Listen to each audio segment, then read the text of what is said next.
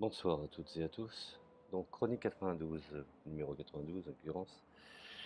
Donc, dans cette chronique, je vais essayer de soulever un petit peu quelques points d'ambiguïté concernant les rapports entre l'école de Francfort et l'école de Chicago. En essayant d'établir, sans prétention, une sociologie critique sur, je dirais, les influences entre ces différents courants qui ont à un moment donné coexisté, se sont même fréquentés, et je dirais même s'auto-influencer.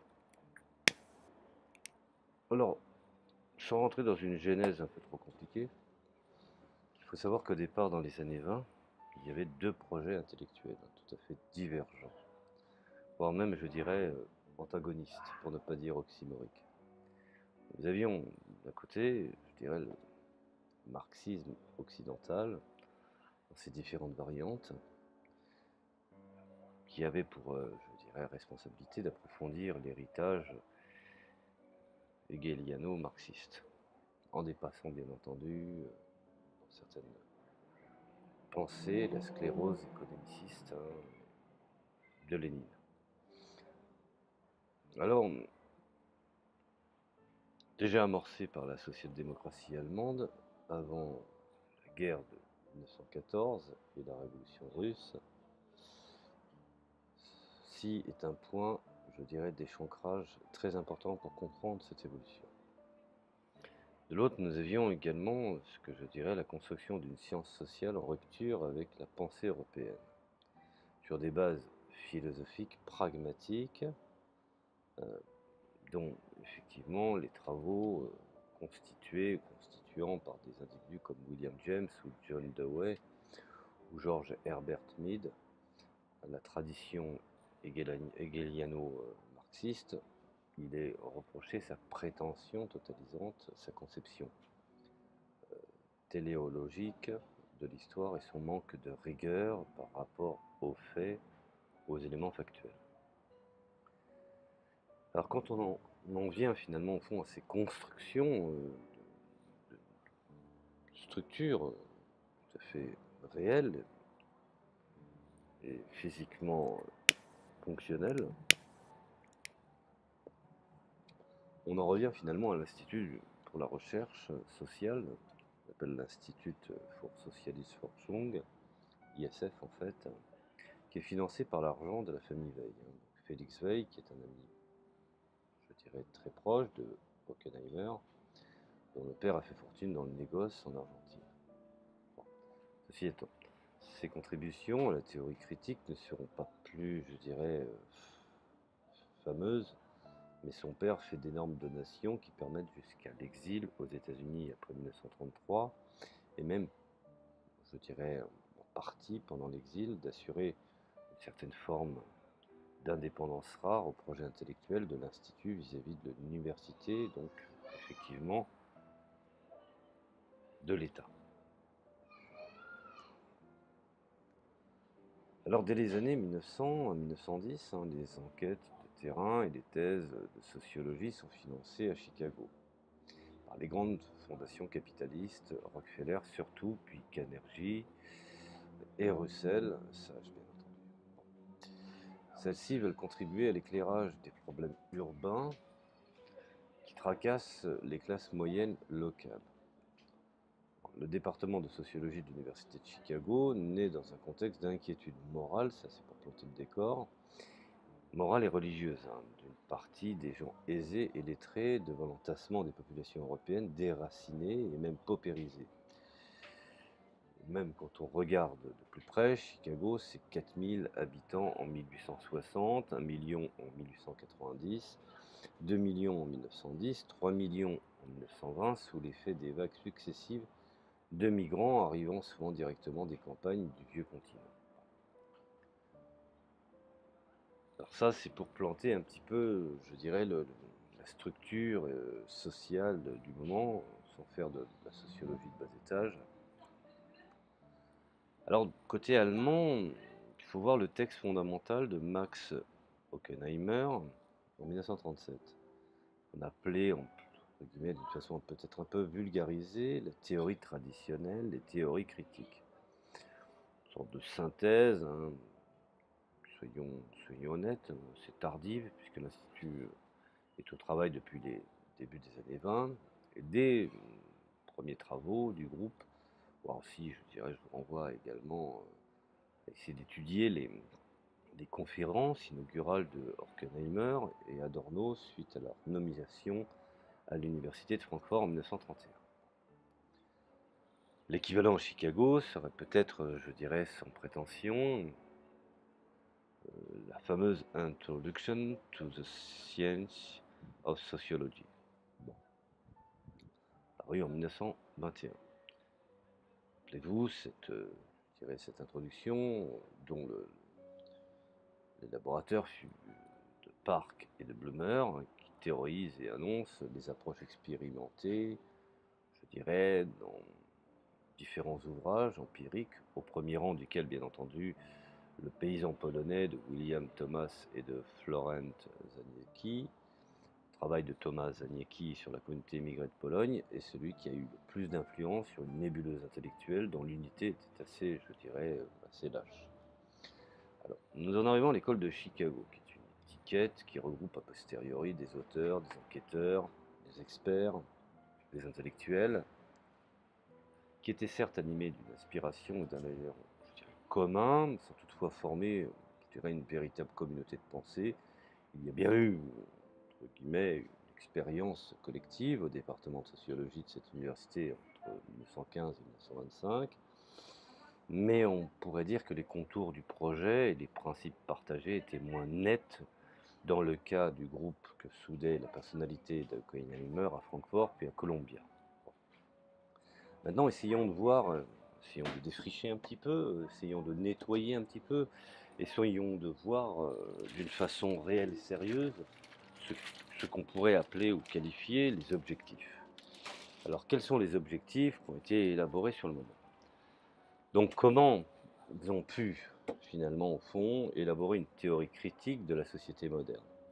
En revenant à l'esprit des jeunes hegeliens des années 40, quand je parle des années 40, je parle de 1840 bien entendu, en particulier évidemment le Marx des manuscrits de 44, que je vous invite à lire, qui sont fort intéressants, et qui apportent une nouvelle évolution, voire même, je dirais, une sorte de réforme de certaines idées qu'il a eues auparavant. Bon, n'oublions pas que cela intègre les apports de la psychanalyse au matérialisme historique. Et c'est là où finalement, au fond, intervient le freudo-marxisme. Bon, ça c'est pour la petite histoire.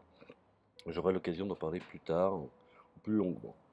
Donc tout cela, bien entendu, va aboutir à une connaissance pluridisciplinaire structurée par la philosophie marxiste de l'histoire et contribuant, je dirais même, à une transformation sociale de grande ampleur. Premièrement, rompre avec la philosophie européenne et avec la sociologie en chambre des pères fondateurs de la discipline, comme Émile Durkheim, écrit sur les aborigènes australiens, sans les avoir vus, bien entendu. Bon.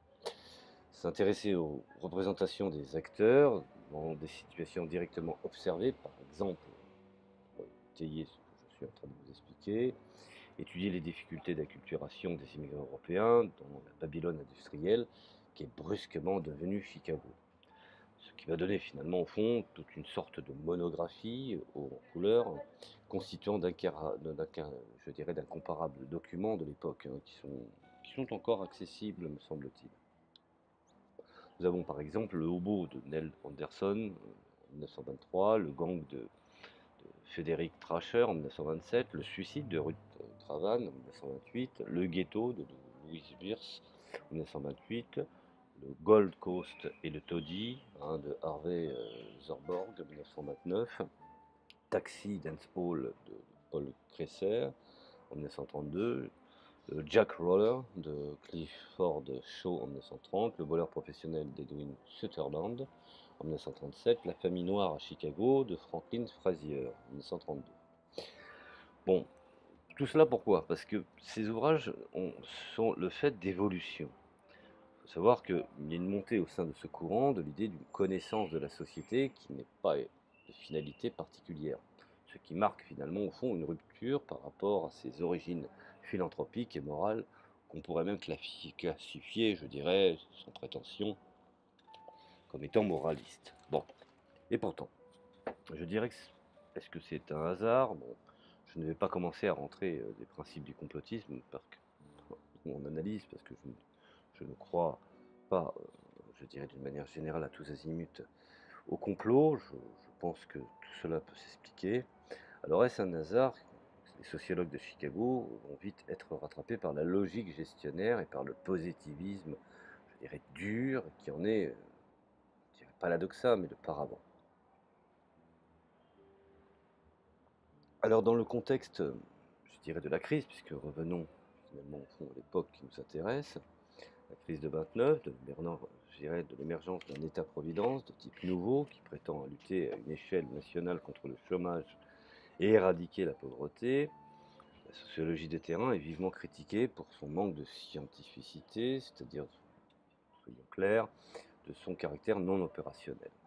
On lui coupe les vivres parce qu'elle est inutile. Les critiques les plus dures viennent de Harvard, d'un neurologue russe, Sorokin, lui-même échappé de l'URSS et proche, je dirais, du cercle de Vienne.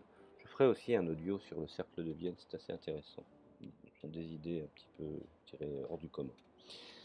Donc on en revient à ce cercle de Vienne, dont Sorokin, dont l'assistant Talcott, Parson, va devenir la grande figure de la sociologie américaine de 1930 à 1960. Le pragmatisme, avec son souci de l'enquête in situ, je dirais, est balayé par le positivisme statistique et son exigence d'efficacité. Finalement, pendant ce temps, on pourrait considérer que la compréhension de Hegel fut à Manhattan. Bon. Alors dans les mois qui suivent la prise du pouvoir de Hitler, parce que ça aussi c'est un élément, je dirais, qui a constitué une certaine dynamique, une nouvelle vision, une nouvelle pensée, de reconsidérer pas mal d'éléments. Donc le pouvoir de Hitler, l'Institut inévitablement déménagé hors d'Allemagne, d'abord à Paris, et en Suisse, puis finalement au fond à New York. Et c'est là où les choses deviennent intéressantes parce qu'il y a, à partir de là, une rencontre entre l'école de Chicago et l'école de Francfort. Alors finalement, cette réalité émane, je dirais, dans sa structure, la première habitation, donc je dirais, le premier cercle de pensée apparaît à l'université de Columbia. Alors, ce qu'il faut pour recadrer le décor, il faut savoir que le choc culturel est immense. Oppenheimer, par exemple, et ses amis sont des enfants de la bourgeoisie allemande. Donc, il faut replacer les choses dans le contexte. Né au XIXe siècle, nourri de culture classique, les Grecs, la Bible, la philosophie européenne, le marxisme, Schopenhauer, Nietzsche, Bergson, etc. Bon. Aux États-Unis, il se trouve brusquement confronté avec un capitalisme pleinement développé, la société de consommation, des aspects de la vie moderne que l'Europe entrevoyait encore à peine dans les années 20, le gigantisme qu'on pourrait appeler à tous azimuts, les grandes villes, les grands bâtiments, les grandes structures, et finalement une vitesse de l'industrie culturelle. Alors ils vont, je dirais, se focaliser sur des thèmes qui n'intéressaient absolument, je dirais, pas centralement les sociologues de Chicago. Bon. Alors ces derniers, à travers leurs études sur la déviance, ce qu'on appelle les milieux marginaux, la vie des immigrés, s'intéressent aux conséquences de l'industrialisation, qui, bien entendu, conséquences qu'on pourrait définir comme étant la pauvreté économique, le déracinement et voire même la ségrégation spatiale. Bon.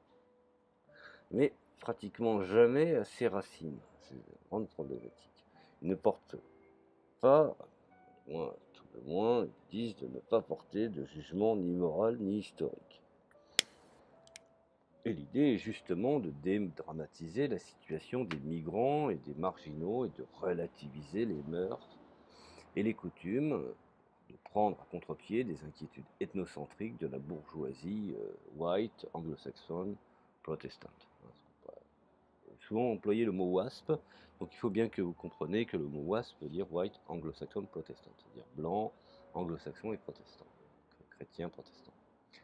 Alors je dirais que la démarche est sympathique, mais qui risque de contribuer, je dirais, à naturaliser la situation. Et pour cette sociologie de terrain, sans implication morale ni politique, l'idée que l'explosion urbaine qu'elle observe constitue et s'inscrit, je m'avancerai à dire, dans un basculement anthropologique est impensable. Elle porte, je dirais même paradoxalement, très peu d'attention aux grandes mutations socio-économiques des années 20 dans les grandes villes américaines. Vous voyez comment, petit à petit, les intérêts de la classe ouvrière passent au second plan. Et effectivement, on arrive petit à petit à une conception, effectivement, freudo-marxisme, où on met la psychanalyse peut-être plus en avant que les intérêts, je dirais, économiques ou socio-économiques de la classe ouvrière. Ça, c'est pour essayer de comprendre un petit peu les premières graines qui vont permettre ensuite de pouvoir se développer. Alors les transformations de la presse, l'apparition des communications de masse, en l'occurrence l'arrivée de la radio, la part croissante des produits de la grande industrie dans la consommation des ménages, et c'est là où le point de départ est important, je reprends aussi les travaux de Kluskar là-dessus, c'est les moments où apparaissent la voiture et les supermarchés avec tous les changements dont cela, je dirais, se comporte, voire même s'accompagne, en matière d'urbanisme et de vie familiale, y compris nouvelle façon d'appréhender la qualité de la vie, bon, nouvelles mœurs, des nouvelles attitudes. Alors, pour en revenir par exemple aux Allemands, à l'inverse, sont théorisés et fascinés par ce qu'ils voient. Et c'est assez ambigu. Il y a à la fois une fascination et en même temps cette, je dirais, cette terreur qu'ils y voient. Bon. Et cela les conforte dans l'idée qu'un capitalisme nouveau est en train de naître sur les ruines du libéralisme du XIXe siècle, avec bien entendu des conséquences immenses qui dépassent ce que Marx pouvait concevoir à son époque, je dirais destruction achevée de la famille comme cellule économique, marchandisation poussée de la vie quotidienne, intégration du prolétariat ouvrier à l'abondance industrielle, étatisation des économies nationales. Vous savez, on retrouve un petit peu tous ces concepts dans, je dirais, le mai 68, avec ce qu'on pourrait définir comme étant l'union oxymorique entre le libéral et le libertaire. Bon. Alors le terme du conditionnement des populations par les communications de masse va prendre une grande importance dans la théorie critique. Les travaux vont porter sur, je dirais, les ou le type de personnalité que façonne la société de masse, et d'autres vont critiquer le rôle social et politique de la radio puis de la télévision. Bon, si en France nous avions, je dirais, cette crainte de l'arrivée de la télévision, je vous renvoie au film de Jean-Pierre Mocky, dont les acteurs sont très connus, Bourvil, incarnant effectivement un professeur académique, se révoltant contre l'arrivée de la télévision. Le film s'intitule La Grande Lessive. C'est un film très très intéressant. C'est du cinéma français, c'est du Jean-Pierre Mocky, donc c'est comme Audiard. Je vous recommande d'aller le regarder. Et en même temps, beaucoup d'humour. Et cela fait plaisir parce que le langage qui est employé dedans est un langage, je dirais, châtié. Alors, pour revenir à cette, je dirais, l'arrivée de cette télévision, le début des périodes d'exil américain, qui est la figure de Theodor Wiersengron, Adorno affirme comme alter ego de Max Horkheimer. La critique de la réalité de la vie américaine s'accompagne d'une critique très approfondie et parfois obsessionnelle, n'ayons pas peur de le dire, je dirais,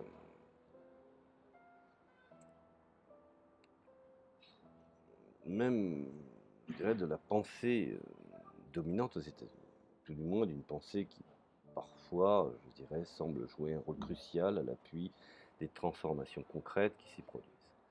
Adorno, Horkheimer, Marcus font feu de tout bois pour entamer le crédit, jouit finalement au fond le positivisme, auquel ils associent le pragmatisme de James Dewey, des pans entiers de la dialectique et de la raison, paru en 1944, d'Éclipse de la raison en 1946 et de l'homme unidimensionnel en 1964. Ils sont consacrés à cette critique de la pensée positiviste qui sacralise les faits et attribue un sens univoque au mot des choses. Pour la sociologie, l'ouvrage de Vienne à Francfort, La querelle allemande des sens sociaux, permet de faire, je dirais, un bilan de cette critique qui elle-même est soumise, je dirais, aux attaques de Popper, entre autres, pour ne parler que de lui, et deux remarques à propos de cette querelle seraient bienvenues. Alors, contrairement à ce qu'on pourrait parfois croire à la lecture de certaines interventions d'Adorno, dans ce livre-là par exemple, comme la lecture de certains textes purement philosophiques, plus anciens des membres de l'Institut, la théorie critique n'était pas strictement parlée, je dirais, rétive à l'empirie, mais au travail de terrain. Il est vrai que Marcus, par exemple, n'a jamais fait d'entretien ou de questionnaire, mais plutôt une exception dans le groupe. L'enquête empirique, qui n'a rien à voir avec l'empirisme organisateur de Charles Maurras, fait partie des programmes de recherche de l'ISF. Bon. Et comme le montrent les textes, je dirais, manifestes de Horkheimer en 1931 et en 1937, et le nombre très remarquable des travaux de terrain réalisés entre 1925 et 1960, qui représentent avant tout la caractéristique d'être méconnu, notamment, je dirais, en France, où cette école est souvent passée sous silence.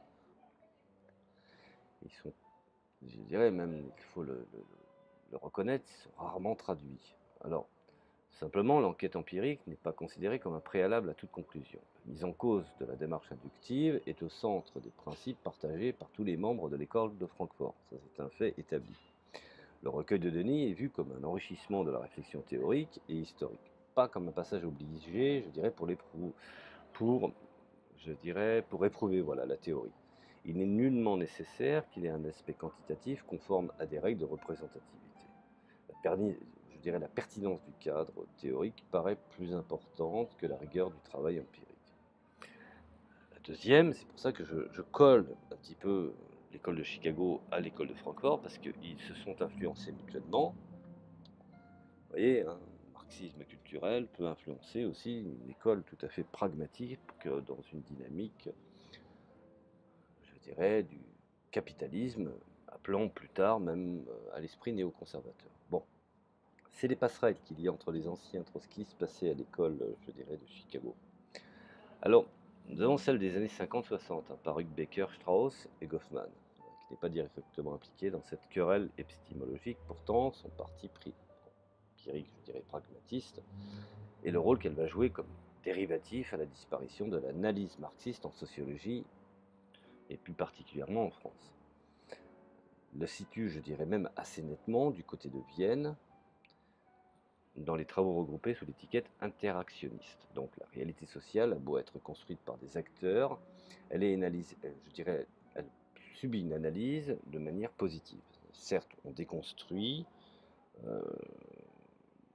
suffit par exemple de prendre en compte les analyses beckeriennes sur les chiffres de la délinquance qui montrent que les statistiques dissimulent des conventions et des normes sociales de la domination ethnique. Mais au fond, on prend les choses comme elles se présentent finalement au fond.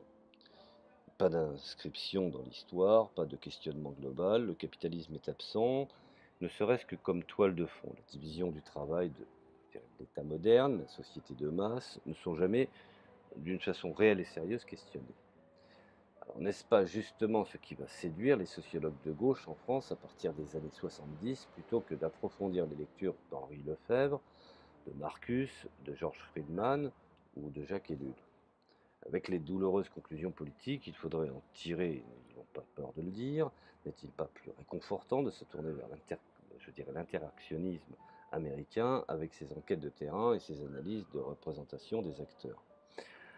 Alors oui, effectivement, je réponds, une certaine forme de délire structuraliste ainsi que le dogmatisme marxiste althussérien, présentant l'amorce d'un freudo-marxisme, fournissent le prétexte d'un retour de l'acteur.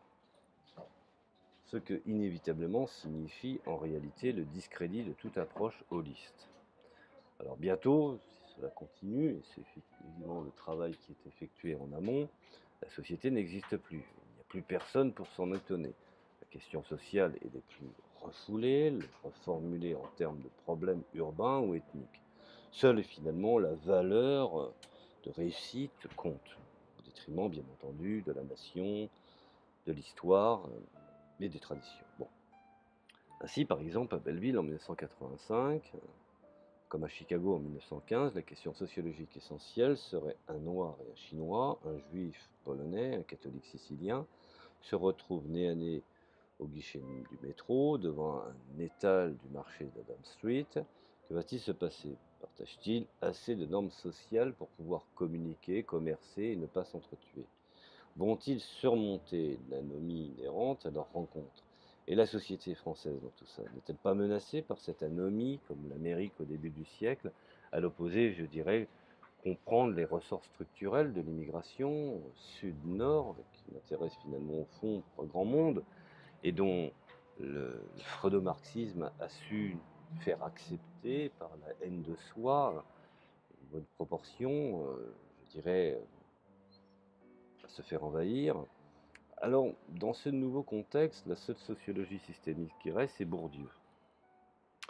Bourdieu, qui est un disciple de Günter Graff, qui a bien expliqué effectivement certains échecs, tout en permettant d'éclairer un certain nombre de phénomènes, je dirais de phénomènes, et non seulement elle a le défaut d'être trop historique, globalement, le capitalisme n'est pas du tout au centre, je dirais, de l'analyse, malgré quelques bons passages dans le déracinement, ouvrage effectué en 1960, tous les phénomènes sociaux sont présentés comme accumulation du capital, mais véritable accumulation, et je dirais, ses conséquences ne sont pas pensées de manière spécifique. Au contraire, je dirais dans son tardif Les structures sociales de l'économie, Bourdieu propose une analyse de l'économie de marché, il vante même l'économie sociale de marché à l'allemande, moderne, avec ses propres outils de pensée et de concept. Bien que Günter Graff, ces derniers temps, s'est exprimé sur l'affaire en disant que finalement, cela avait échoué. Alors, il présente, je dirais, Bourdieu, alors l'accumulation de la monnaie capitaliste sur le mode d'accumulation du capital symbolique, qui est, dans son œuvre, l'activité naturelle des humains en société. Marx est plus que jamais sur le banc de la touche, mais quand on revient sur son terrain, qui faisait Bourdieu, est animé d'un mépris farouche, je dirais, de l'école de Francfort, tout en ayant intégré certaines données, assimilant apparemment toute pensée allemande, critique de la modernité, au druide nazi à Heidegger. Je dirais même qu'il va plus loin et s'efforce de disqualifier tout particulièrement la critique politique de la culture de masse qu'on trouve dans les travaux de l'Institut. Ainsi, dans les querelles des héritiers, Christophe Lasch versus Herbert Gans, sur la culture de masse, les sociologues de gauche se rangent en général du côté de Gans. Ce dernier, élève de Louis Wirth, est un des représentants de la deuxième école de Chicago, tandis que Lasch est est un historien américain qui s'inscrit dans la continuité des premières générations de l'Institut, contrairement à Habermas qui cherche à s'en démarquer. Vous voyez que les choses sont quand on étudie l'itinéraire des écoles de pensée, c'est toujours compliqué parce que parfois elles optent pour d'autres, je dirais, pour d'autres dessins et finalement chaque école à chaque année peut prendre, je dirais, des chemins complètement différents. Donc c'est pour ça qu'il est important d'étudier également l'itinéraire. Alors revenons dans les années 70, Gans, je dirais sociologue libéral, c'est-à-dire de gauche aux États-Unis, s'élève contre la critique de la culture de masse produite par l'école de Francfort, qui se rapproche peu à peu de l'école de Chicago. Puisque la masse est représentée, comme disait Milton Friedman, la masse, c'est celle qui prend les décisions sur la minorité. Donc vous voyez, le concept de minorité mise en avant est aussi un concept qui émane des écoles du capitalisme, de l'ultracapitalisme, de Milton Friedman, de Franz Hayek, eux-mêmes minoritaires dans des pays de démocratie populaire. Donc ils ont toujours cette conscience, je dirais, de l'individualisme par rapport, je dirais, c'est ce que disait Cohn-Bendit, la démocratie, c'est le règne de la minorité. Donc vous voyez, les choses sont assez complexes quand même. Alors, bien entendu, revenons à Gans qui qualifie en bloc, je dirais, certaines pensées ou certaines cultures d'élitistes. Là, j'écris dans je dirais dans une brève réponse à cette défense de la culture de masse comme culture du peuple, reconnaissant les accents élitistes de certains propos d'Adorno sur, par exemple, notamment le jazz, et il s'efforce de montrer que le véritable élitisme et le véritable mépris, je dirais, du peuple est toutefois de considérer ce dernier comme inapte à la grande culture, surtout sans culture propre, autre que celle des masses médias. Finalement, au fond, on y arrive, nous ne sommes pas très loin. Alors il développe l'idée que l'industrie culturelle à partir des années 20 détruit les ou la culture populaire, c'est-à-dire, entre guillemets, les formes de distraction des couches laborieuses qui préexistent à l'apparition de la radio, de la télé, de la presse, des magazines, et le rapport des hommes et des femmes ordinaires dans, je dirais, dans les villages et les quartiers populaires des grandes villes. Et bien entendu, cela a un rapport à la mort, au sexe, à la fécondité, voire même, à un moment donné, ce que nous pouvons constater également dans nos sociétés, une certaine forme d'ennui, de solitude. Cela a été profondément déstabilisé, voire même effacé en quelques décennies, voire, je dirais même, quand on analyse un petit peu les travaux de Richard Hogarth sur la classe ouvrière des années 50 en Angleterre, qui décrit finalement au fond les résistances de la culture des pauvres à la modernisation capitaliste. Alors, la société industrielle y a progressivement substitué un flux de marchandises, de produits, je dirais même de messages stéréotypés. Et Lâche montre que, de manière convaincante, pour soutenir ce point de vue, il n'est nullement besoin d'idéaliser le passé, de nier l'enfermement que pouvaient souvent connaître les membres de la communauté villageoise ou de quartier, et notamment les femmes. Pourtant, je dirais, Lâche refuse de considérer que les magazines féminins produisent des femmes émancipées. Il est même certain qu'il essaye de suggérer, comme l'industrie culturelle a étouffé les possibilités que laissait entrevoir le décloisonnement et le déclin, je dirais, des autorités traditionnelles. Alors, malgré la finesse de son argumentation, je dirais que, soyons honnêtes, il est fort à parier que la majorité des sociologues de gauche rejetteront ses conclusions. Je dirais, quand on regarde aujourd'hui la sociologie contemporaine, cela bien, je dirais, bien inspiré de l'école de Chicago, ça veut dire qu'il faut étudier au cas par cas, car les réactions des gens, comme chacun le sait, même chacun se défend, faire le tri, face au bombardement visuel sonore dont l'individu fait l'objet, société de masse, chère à Debord, le projet de mettre en cause frontalement l'appareil produit ce bombardement permanent d'informations, de banalité, d'abrutissement, de vulgarité, et d'analyser son rôle politique fondamental dans la sorte de forme de soumission contemporaine, est immédiatement vu comme le réducteur ou rétrograde, même l'impératif de neutralité axiologique de la science sociale, qu'on pourrait qualifier comme dominant ou de nos jours, et croyance au progrès qu'il est difficile d'abandonner dans le monde universitaire. Il semble, je dirais, en tout état de cause, s'opposer irréductablement à un tel projet. Bon, c'est ce que l'on voit, finalement, au fond, tout ce qui a été perdu en étant plus ou moins, je dirais, de façon délibérée, de côté de la tradition critique. Alors, il est très très difficile de pouvoir. Vous voyez, je vous ai donné une petite lucarne sur les travaux et les passerelles qu'il peut y avoir entre l'école de Chicago et l'école de Francfort, surtout quand elle s'est installée d'une façon définitive aux États-Unis, où finalement, au fond, chacun y fait de sa propre analyse. Et vous voyez que le marxisme culturel peut être aussi, je dirais, un outil servant le capitalisme. Quand Cohn-Bendit dit la démocratie, c'est la protection et le règne des minorités, c'est ce que disait finalement en son temps Milton Friedman, même Friedrich von Hayek, puisque eux-mêmes émanaient de pays, plus particulièrement Milton Friedman, de pays de démocratie populaire, donc, dont la majorité définissait, je dirais, les orientations.